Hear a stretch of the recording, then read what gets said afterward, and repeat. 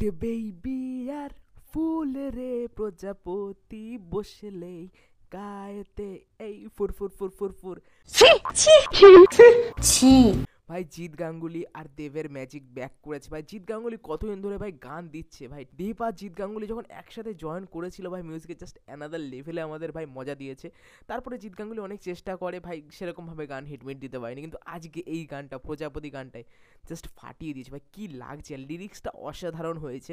এই গানটা তোমার ডাইরেক্ট করেছে জিৎ গাঙ্গুলি, গেয়েছে জিৎ গাঙ্গুলি, জাস্ট অসাধারণ হয়েছে। বিদেশে লন্ডনে তোমার দেবের ফ্যামিলি ঘুরে বেড়াচ্ছে, সঙ্গে জ্যোতির্ময় কুণ্ডুর ক্যারেক্টারটা রয়েছে, বেশ মজাদার। ওভারঅল মিলিয়ে একটা খুব মজাদার গান হয়েছে, যেটা ভিজুয়ালিও দেখতে ভালো লাগছে এবং গানটাও খুব মজাদার। যখন এটা সিনেমা হলে খাপ খাপ খাপ খাপ করে বাজবে ভাই, আলাদাই লেভেলের এক্সাইটমেন্ট, মজা লাগবে।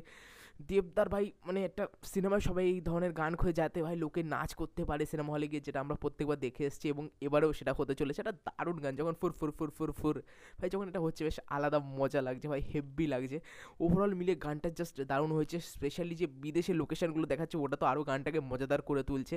এবারে কথা হচ্ছে যে আগের বার যে প্রজাপতি সিনেমায় যে গানটা ছিল, এই প্রজাপতি মতো উড়ে যাই, যেটা রথিজিৎ গেয়েছিল, ওটাও আমার খুব প্রিয় গান। ওটার মতো কি এটা হলো? দেখো এই দুটো গান, যেটা প্রজাপতি ওয়ানে ছিল এবং প্রজাপতি টু এ যেটা রয়েছে, যেটা জিৎ গাঙ্গুলি গেছে, দুটো কম্পেয়ার করার কিছু নেই, দুটোর মুডই আলাদা। তো দুদিক থেকেই দুটো গানই ভাই বেস্ট। আমি বলতে পারবো না যে ওটা বেস্ট বা এটা বেস্ট, দুটোই মুড আলাদা। আমার দারুণ লেগেছে এই গানটা, যেটা জিৎ গাঙ্গুলি গেছে, জাস্ট অসাধারণ হয়েছে। এখানে আমরা দেখতে পাচ্ছি মিঠুন চক্রবর্তী জ্যোতির্ময় কুণ্ডুর ক্যারেক্টারটাকে নিয়ে আসছে, যে ভাই দেব জন্য তার প্রেমে পড়ে, তার সাথে একটা দিন কাটাচ্ছে, এরকম চেষ্টা করছে মিঠুন চক্রবর্তী, যাতে তাদের মধ্যে একটা সম্পর্ক গড়ে ওঠে। এই জিনিসটা গানের মধ্যে আমরা দেখতে পাচ্ছি এবং এই গানের মধ্যে যেটা সবথেকে বেশি মজা লেগেছে সেটা হলো মিঠুন চক্রবর্তী। এবং গানটার মেন উদ্দেশ্যই ছিল যে মিঠুন চক্রবর্তীর ক্যারেক্টারটাকে এন্টারটেনিং ওয়েতে দেখানো।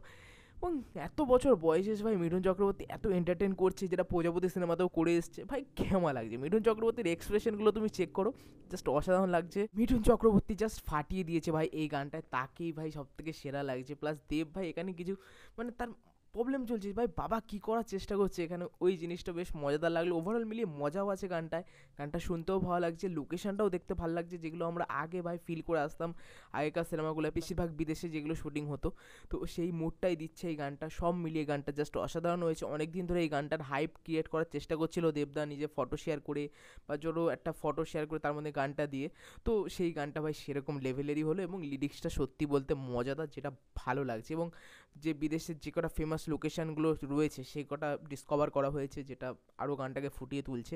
ওভারঅল মিলিয়ে গানটা দারুণ হয়েছে। প্রজাপতি সিনেমায় যে গানটা ছিল, এই প্রজাপতির মতো উড়ে যাই, তার মতনই হয়েছে, বেশ মজাদার।